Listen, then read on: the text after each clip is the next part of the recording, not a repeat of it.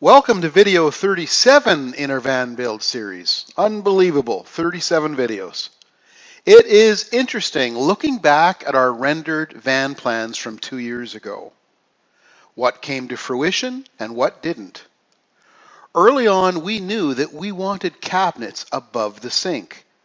For that reason, when I built the kitchen wall, video 17, I installed 2 riv nuts right into the frame of the van prior to installing the wall.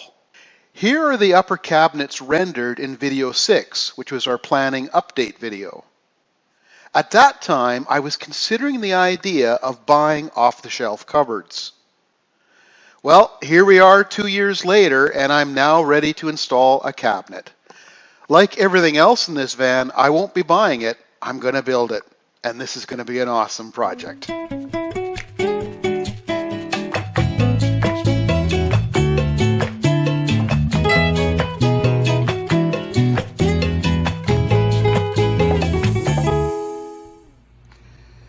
Well, I'm going to start working on these cabinets. So what I've done here is I've clamped essentially a board just to the edge here because I wanted a straight edge to work with here. And you can see I've got it level. And I'm now going to clamp some cardboard to that board and start making a template. Just like when I was making the wall panels in video 24, I'm using a protractor with a pencil to mark my wall offsets for the cardboard template. My initial rough cuts were with a utility knife. All right, let's do a test here. So I'm getting close. I have a very bright light source on the other side, and that helps me see where I need to trim. You can see there's a little bit of light getting through down here and a little bit there. I'm going to take it off, reposition it, try it again. Yeah, I'm actually okay with this. This is really close. So it looks to me like I need to take off a little bit right here and probably right here in order to get it just to slide in a little bit further. But keep in mind, it doesn't go all the way down here, the bottom of the cabinets, right? Like, we're getting really close. This is the only area here. This is a very good fit. Just about done. Okay, this side is done. Just a few trips back and forth, tweaking it each time. So the left side template is done.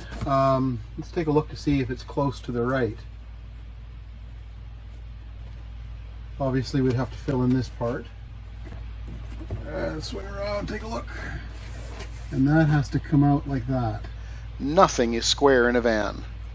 So it's 1/4 of an inch out on that corner, or 1/4 of an inch in on the top. For fine adjustments, I found a really light touch with the bench grinder work best.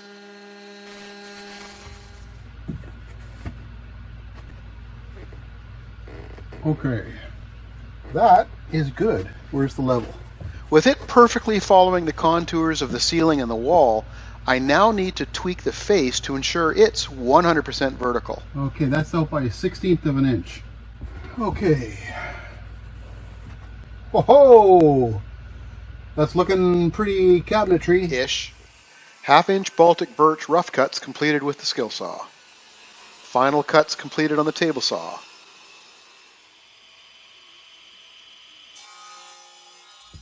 So I've just cut this a little bit short, a little bit shorter, but not to final length.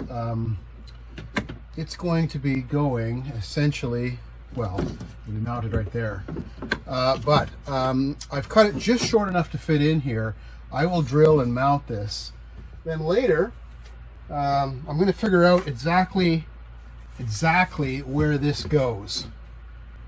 So I'll cut the pieces out of the plywood, and I'll find out whether it fits best there or whether it fits best there. In the end, I don't really care whether it's one way or another, 1/2 an inch or not. I just want to get the best fit possible. Then I'm going to come back to the wall and I'm going to mark this, make a little mark there, and that's going to determine where I cut this to length. And then this we'll be using Craig screws and glue to go into the side of it, and I'm going to actually hold this in place and mount that first. So we'll be able to remove the whole thing, but I'm going to build it in place.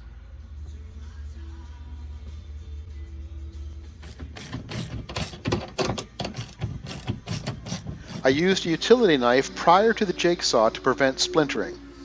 Just make sure that you cut on the outside of the line when using the jigsaw.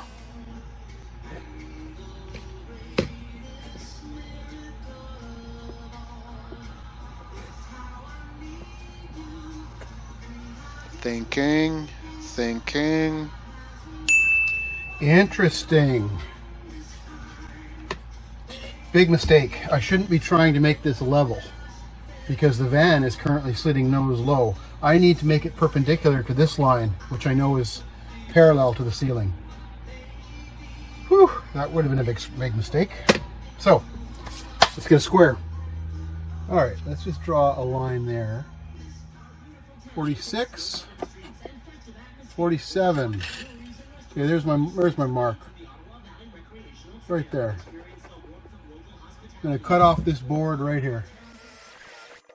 I used Craig pocket screws for the horizontal supporting bracket.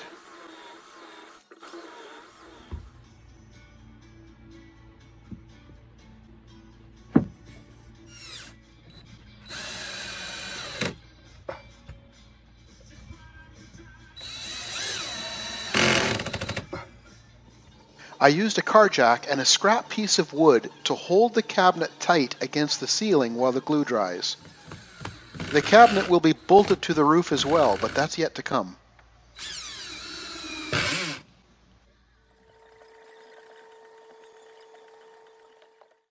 I'll let this sit overnight and pick it up in the morning. Here I'm plunge cutting the bottom of the cabinet to length. With the piece cut to size, I'm cutting 2 holes to house the under-counter LED recessed lighting. With the lights in place, I can mark the location of the necessary recesses. This light needs to sit flush on the inside of the cabinet. There will be a false floor that covers it later. I use the radial arm saw to plunge cut the grooves necessary for the light's wiring. I used a small router attachment on the end of a Dremel tool to cut out the necessary recesses for the LED light clamps. They too need to be flush with the surface. Here I'm doing a test fit to see if I need to go deeper. I'm going to go a little deeper there.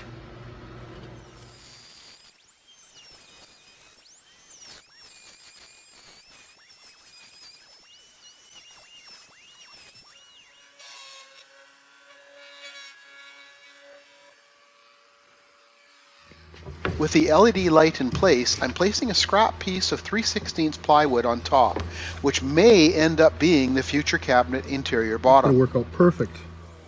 Adding Craig pocket holes, some sanding, a little glue, and assembly.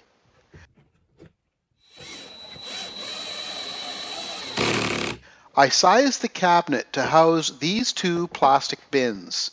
These will help keep items in place and give us quick access to everything in the overhead cupboard. Well, I'm going to make some changes. I just put this in the van. It fits perfectly, and the 2 bins fit real nicely on the inside. But I sat inside, and I just didn't like the presence of it. It's occupying space that's not being used. But visually, that's an area that, everything's open. One of the things I like about our van is the fact that it's not a hallway. We have a very large living area. Bed on one side, dining on the other, kitchen on the end. And I can't believe the difference just one cupboard made. So we're going to put it up, but I am going to minimize the size of it here. I'm going to cut this back so it literally just fits these bins. I'm going to take a full inch off this. So, not my first plan, but I'm going to do that now, and I think I'll feel better after.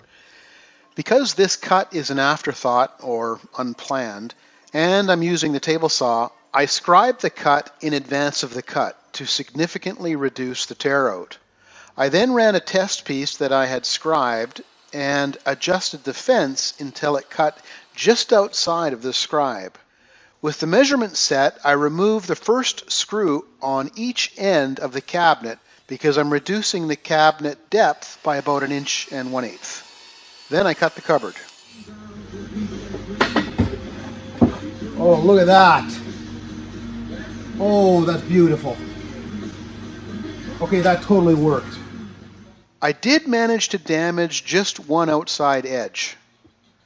A little glue and tape, and I'll let it sit overnight. The glue, by the way, yes, it's rust colored because I use a screw to plug the opening of the bottle of glue, and it has been slowly rusting away. I then started assembling the front top portion, that spacer area between the top of the doors and the ceiling of the van. Like before, I'm using Craig screws. Okay, here is the hinge I'm going to use for the doors on this upper cabinet. That'll be the closed position, and when you pull the door open, it'll not only open it up, it'll hold it in the upright position. And in order to test it and to test clearances, I've just got a little scrap piece of wood on the end of the table of my radial arm saw, and I've got the hinges clamped on both sides, and I'm using a Cleco clamp to clamp the hinge to the door itself. And this is how it'll work. So no struts, nothing. It won't hit the ceiling. It'll just stay in the upright position. You grab what you want and close it. And so it pulls itself closed and it holds itself open. There'll be a link in the description for this hinge. I did want to point something out here. There's a reason that I left this grain visible here. Now, I will be placing, what's it called? I can't think of the name of it right now, but I'll be covering this with a 1/16 inch of plywood edging, and so it'll hide the grain. But the reason that I have left this visible here is because on the back side here, these are where the hinges are going to be mounted. So for example, this will be mounted right here, and the second hinge for this door will be mounted right here. And if you take a look at how these are mounted, you can see that there's 4 holes there. I want these screws, and these 2 at the front here, right here and here, are quite close to the front of this piece here. I want them going across the grain. So for that reason, I brought this right to the front because I need to have this flush for the doors to open. So these first few, these 4 screws will all be going across the grain into this plywood. Here I'm tackling the mounting bracket for the cabinet to ceiling connection. The glue was frozen solid, just one of the gifts of working in Canada in the winter. 10 minutes in hot water fixed this problem. This piece will be hidden underneath the face of the cabinet, but it will allow me to make use of blind nuts, which means, like every other component in this van, I'll be able to unbolt the cabinet and remove it for maintenance if necessary. I also want to make mention of this gap. This is on purpose. I wanted to ensure that this cabinet is pulled tightly against the cedar ceiling of the van, not just tight against the bracket. This gap will ensure that even if the ceiling mounting surface isn't 100% flat, perhaps out by 1/16 of an inch, this cabinet will be pulled flush with the ceiling, leaving a uniform gap. Okay, check this out. It's not perfectly flush. I'm going to take, I don't know, 30/2 of an inch off of this on the thickness planer to make it absolutely smooth. And then I'm going to add a super thin sheet of plywood on the side here to increase the integrity this way. Well, you can see what I'm doing here. But yeah, it's going to be overbuilt, but I'm totally okay with that.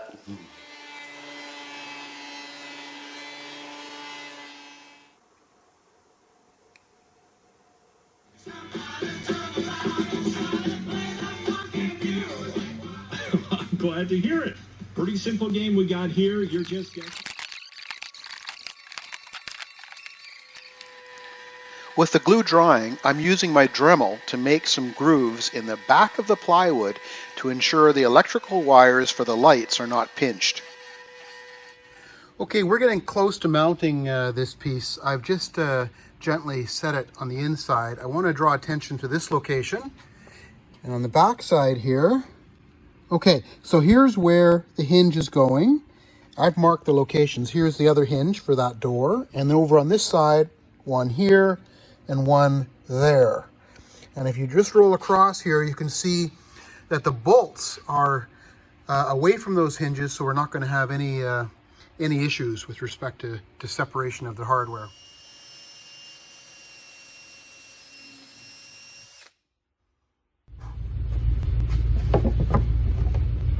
Okay, I have a fairly tight fit here for the blind nut, so I'll pop that in and just start working it down, and I'll use a bolt to seat it. See if I can get that started.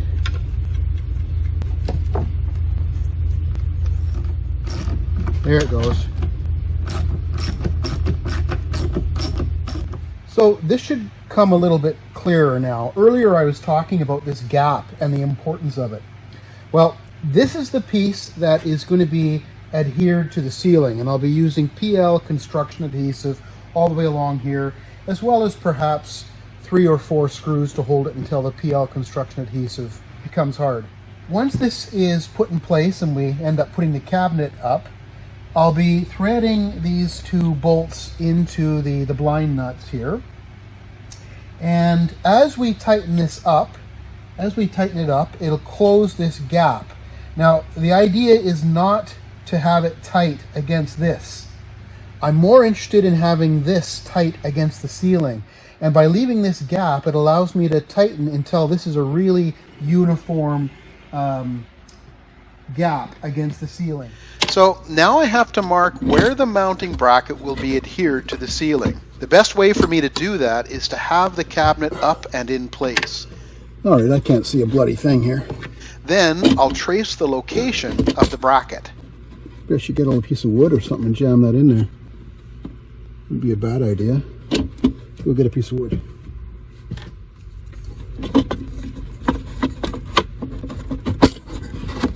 Yeah, that holds. Yeah. Okay, that's holding it tight. Now let's mark it. Okay.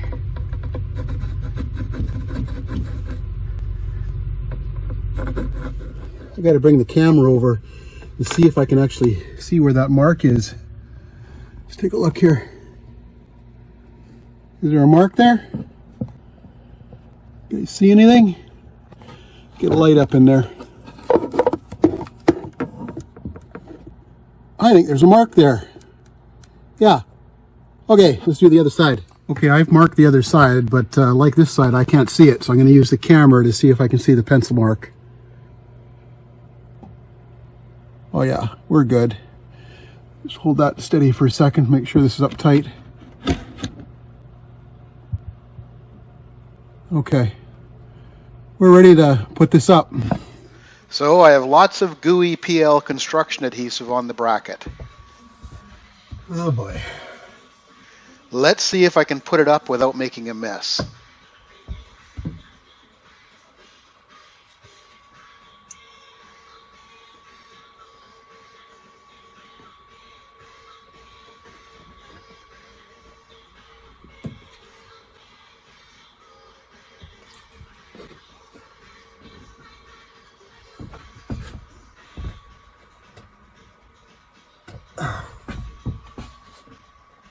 Okay, let's get one nail in down here, right there.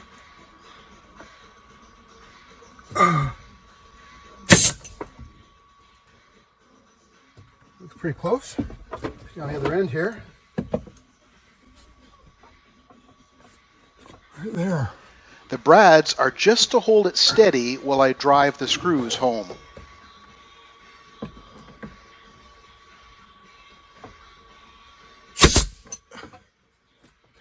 hold it till I put some screws in.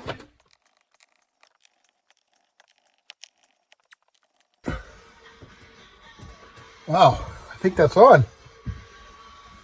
And it looks close-ish. Okay. And it's close.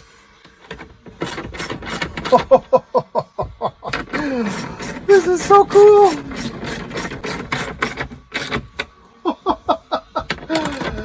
Look at it tighten up. Oh my gosh. Oh, that's fantastic. Okay, I'll leave it there for now. Pick this up tomorrow.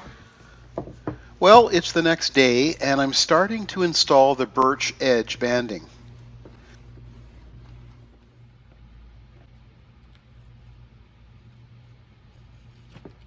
Oh, that's perfect. That's how I need to do the whole thing, this way. Okay, get a good look at this.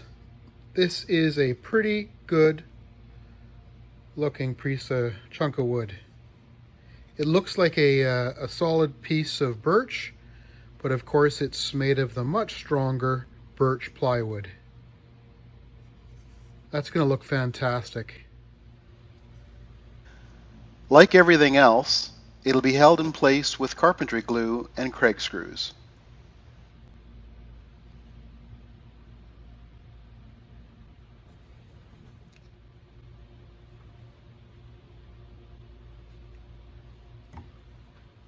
We'll put this edge banding on next, now that this piece is in. It's going to look great. So there are different opinions on edge banding. When exactly to install it? Before assembly? After assembly? There are good cases for both. In my case, I think I should have installed it before assembly. Because I'm doing it later, these finished surfaces will be slightly proud. And as you will see in a little bit, it's going to cause me more problems, and I'll have to redo some of this work. So I'm really close to being able to stain this. I've completed some sanding with the 320 sandpaper, and I've taken the sheen off, which is nice. It's turned out fairly well. It's not perfect. I've used a little bit of plastic wood just to fill this gap here. It doesn't look like it has come apart. It just looks like things aren't completely perpendicular. There's lots of glue in there, and there's on the back side there's a Craig screw. It was very solid, but there was just a little bit of a gap here. So I filled that in with plastic wood, and I've done the same with this side here. And of course I'll be sanding this down. It'll be back to, well, it'll be back just to looking like this. So I think we're just about ready. I'm quite impressed with how it looks. Final sanding with the 320 grit sandpaper. The finish I'm using is Minwax fast drying polyurethane warm satin, and I'm using a disposable foam brush. So I was talking about this earlier. One hates to show their mistakes, but I'm going to show you mine. Look at this here, right here. Hopefully you can see that on camera there.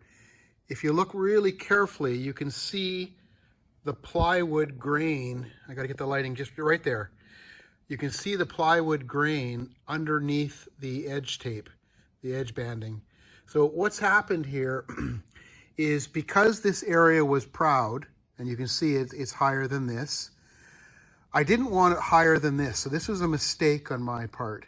And so I was trying to sand this down, and you can only sand so far until you're right down to the plywood. So structurally, this is nothing. It's all cosmetic. But I'm going to have to redo this. Look down at the bottom here. It's even more evident. Let's get the lighting there. Oh, I got to see so you can see the plywood. There you go. You can see the plywood underneath it. And as soon as you move away from that area where I haven't sanded as much, you've got a nice edge. So I got to redo this. It's going to take a little bit of work. How do I get this stuff off? No idea, but I'll figure it out. So this was super easy.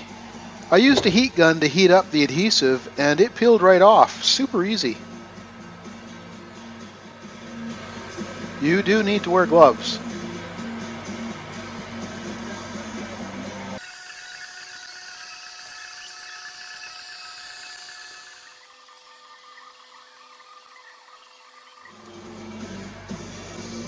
Well, that was easy.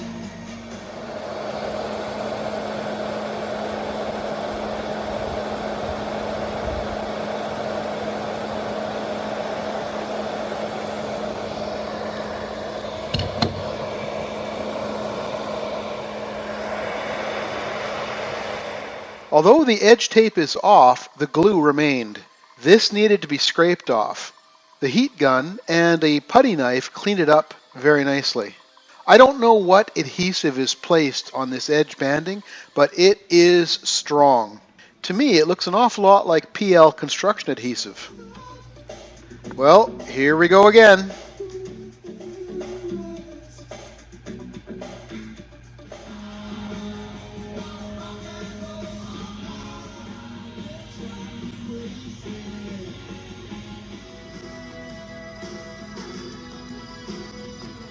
Okay, I got the top half redone. This was the area that was of an issue. It's all looked after. So this is done. It's nicely sanded. I'll do one more touch very lightly with 320, and then I'll get started on this edge. Okay, we have a second coat on this thing. Let's get a good close look. This is one of the repair areas, and this is the other. Let's get real close there. Yeah, it took a little bit of time, but I'm glad I redid it. And I might put one more coat on this, but it looks pretty good. I'm going to start on the doors next. With the repair work behind me, I'm starting on the doors. Here I have a chunk of butcher block countertop left over from my countertop work in video 19, kitchen counter. This is beautiful wood, although I don't think it is well suited to make door stiles and rails. I still want to use this material as it will tie into our countertops beautifully. Here I'm ripping this 1.5 inch thick countertop into 2 inch wide chunks. The door hinges will be mounted to the door rails, and I need a 2 inch rail to make this work. Now this is much more delicate work. I have installed my homemade featherboard to add that extra hand to push the work tight against the fence. I'm now ripping this 1.5 inch countertop in half, which will leave me with two pieces approximately 11/16 of an inch thick. So each piece will be 2 inches by 11/16.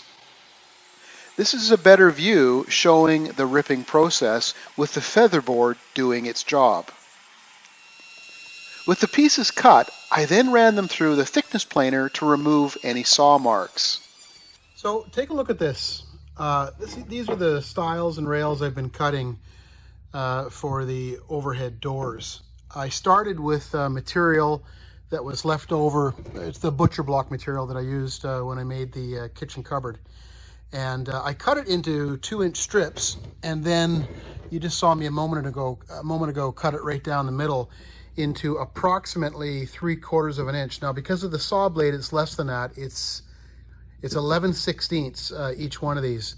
But I'm actually going to make this a little bit thinner yet. I want the end doors to be around 3/4 of an inch. But I don't think there's enough integrity here. So if you look at this, you know, the individual chunks of wood brought together, I think there's some strength in that. Yeah, you can see the seams here. I think there's some strength in that when it's thick like this. This is a pretty good solid chunk of wood. This, however, is not. And I got to address a couple things here. Number one, take a look at the curve on this. You can see it's warped a little bit. So I've got to address that. But more importantly, I'm going to laminate some 3/16 plywood onto the back side of this. You won't be able to see it when the cupboards are closed, when the doors are closed. It'll be on the back side. So this is going to tie in very nice visually with the countertop below, but it's going to add an awful lot of integrity. So I'm going to laminate this onto the back side of that, trim these down one more time, and then take them back to the thickness planer, and I'll do finish up the face on them shooting for somewhere around 3/4 of an inch when it's all done. Cutting the 3/16 plywood into 2-inch strips. Adding glue and clamping the 3/16 plywood to the 11/16 countertop, making each finished piece approximately 7/8 of an inch thick. When this glue sets up, I'll take as much as 1/8 of an inch of additional material off the front, or the butcher block side of this piece, leaving me exactly 3/4 of an inch to make my door stiles and rails. Well, let's let this sit overnight, and tomorrow I'll start making doors. So I've just taken this out of the clamp and ran them through the table saw one more time to even out the inconsistency of gluing the 3/16 plywood to the butcher block. And so my final dimensions, it's more than 15/16, so it's more than 1 15/16. Point being, I've got lots of meat left for this. As you can see, this has to mount, the screws have to go into it, and I've got lots of room there to be able to mount this. So I'm now going to take this back to the thickness planer and reduce the thickness even further. I want to get it down to 3/4 of an inch. And I am at, like I figured, 7/8. So I've got to take about 1/8 of an inch off of that. One more thing I should mention is because I glued it to the plywood and clamped it perfectly straight, you can see they are now completely straight. So I've gotten rid of the bend in the lumber as well. Prior to attempting to make my door stiles and rails, I'm going to make a test door to see if I can even do this on my table saw. Here I'm cutting a 3/16 wide groove 3/8 of an inch deep into my test pieces. I'm flipping the board over to run both sides against the fence to ensure that my groove is exactly in the center of the wood. The summation of these two passes will be exactly 3/16 of an inch. Next I need to cut the tongue or tenon. I have raised the blade just enough to leave exactly 3/16 of an inch of material in the middle. And again, I cut on both sides to ensure the tenon is right in the middle of the piece. So this is really good. I've got a buddy that's going to show me how to do this properly with the proper tools. But this is what I did with the table saw, and it's not horrible.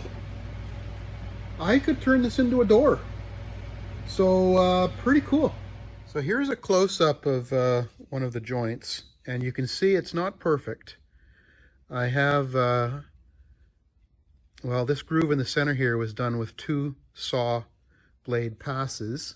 I'll show you what happened. When I was pushing the piece through the table, the area closest to the blade is not level, and it should be, which I have to fix. And so I dipped down a little bit as I was pushing across the blade. And you can see that here on that pass I went too far. So I have to watch for that. And there's one more thing that's wrong with this. Look very carefully at the gaps here. Here, I'll put this together tight. That's as tight as I can go. Okay. This side here, really good. You go to this side. This side's not bad, but there is a slight gap there. And that is generally a sign of a table saw blade not being perpendicular with the table. Might be out by 1/2 degree. So I am going to test that right now. Okay, we have the table level. Now I'm going to attach the level to the blade. And it is 1/2 degree out.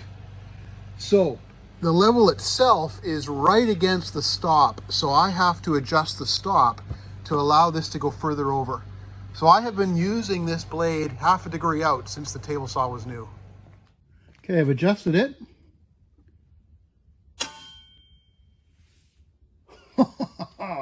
Nailed it! I really need a 0 clearance throat plate for my table saw. And if I was going to be making doors on a regular basis, I would make one or I'd buy one. But for now, I'm going to make sure that the throat plate that came with this saw is as flat as possible in an attempt to eliminate one of the two errors I made on my test piece. I will do this by adjusting the 4 leveling screws that came with the throat plate. I didn't even realize that these screws were here. Thanks, Dave.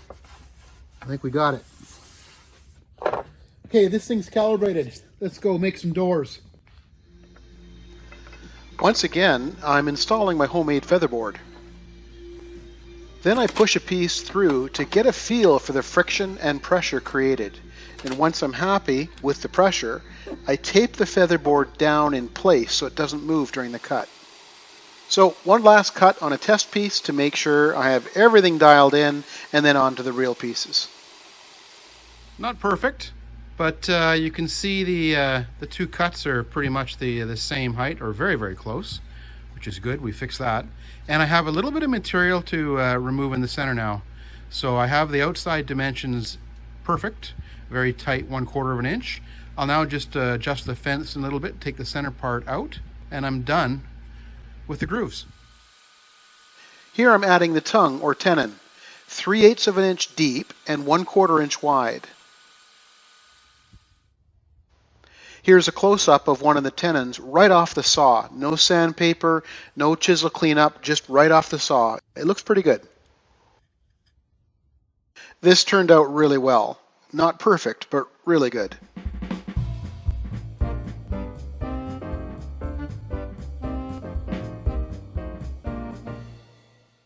So, on to the door panels. Both will be different. I have some artwork planned for the left panel, we'll get to that in a minute, and a mirror planned for the right. The right door will be directly above the sink, so a perfect spot for brushing your teeth, shaving, or combing your hair, assuming you have hair. I found this mirror. Nobody was using it. Anyway, let's see if I can put it to some use.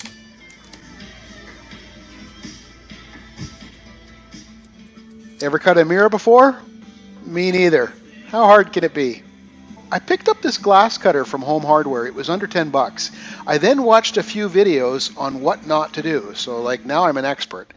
The gist of it, as I understand it, is to keep the cutting wheel perpendicular to the surface, scribe in one pass, and press just hard enough to hear the scribing.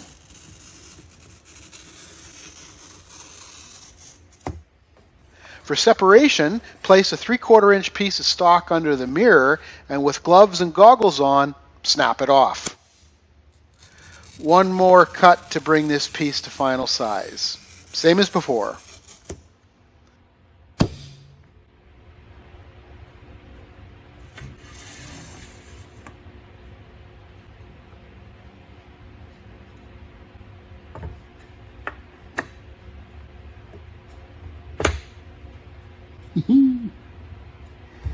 Oh my gosh, that is so cool. Alright, so little spacers in the back here to tighten that up. Here I've made some 1/8 inch spacers. I'm going to cut these to size, slide them in, and then use a little thin CA glue to hold them in place. Let's assemble one. Lots of glue on the tongue.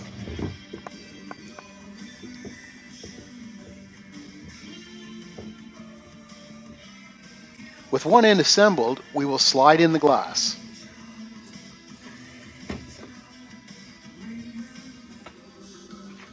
More glue now on the other end. Now I'm checking for square.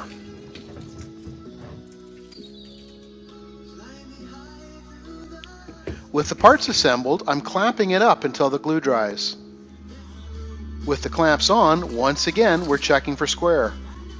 And finally, I'm adding some weight to ensure the clamps don't add an unwanted twist to the door while the glue sets. Okay, let's get on to the second panel. 3 days earlier, I sent the artwork for the second door panel over to Gilk Sports and Promo to have them laser cut the panel for me. I got the call this morning as the work was scheduled for 11 a.m., so I rushed over with the camera and tripod to record the burn. This is so cool. Although the video is sped up 1,000 times or so, the entire panel was cut in about 15 minutes. When I could no longer see the work the laser was doing, I was able to follow the progress on the computer real time.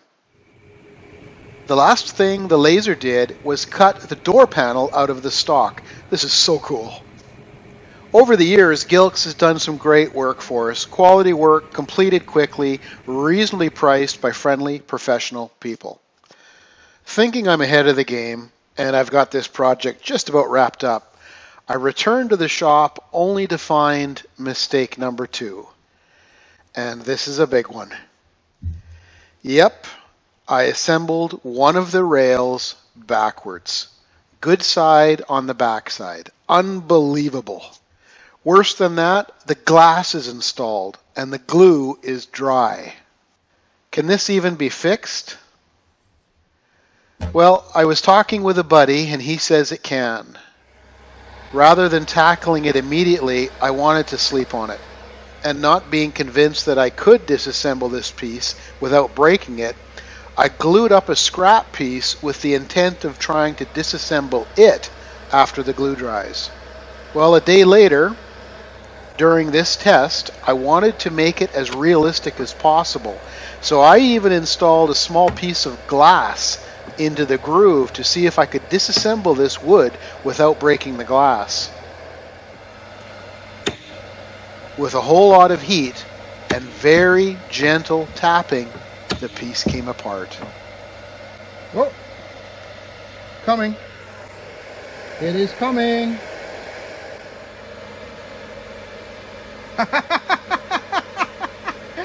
Look at this.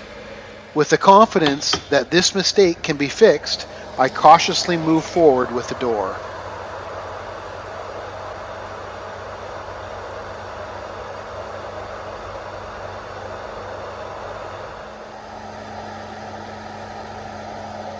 Well, I'd say I got lucky. With the doors reassembled for the second time, I did some final sanding with 320 grit, some masking, added the first coat of polyurethane. Half day later, a second coat of polyurethane, removed the masking, some glass cleaning, and then I let it sit overnight. Then on to inserts to secure the door panels in place. Attach the doors to the cabinet.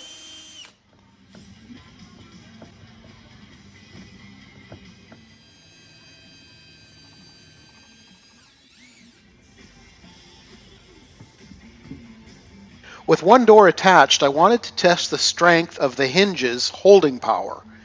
Most importantly, do they have the strength to hold these doors open? Well, they do. But I think I want a little more lift in case they weaken with age. So I went ahead and added a third hinge to each door. It's way easier to add the hinge now than down the road when the cabinet is installed. Installed the under-counter LED lights.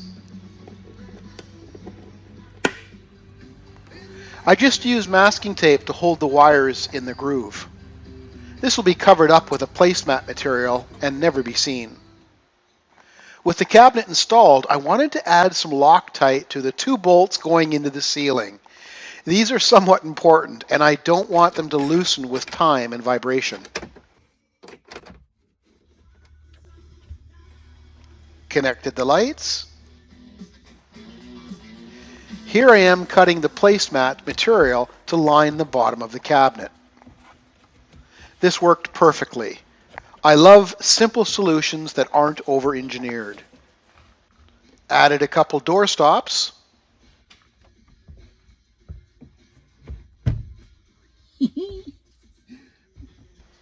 This was a fantastic project. I learned a lot, made my first ever set of stiles and rails, and they turned out okay.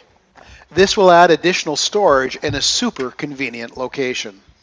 Hey, thanks for watching. On to a new project.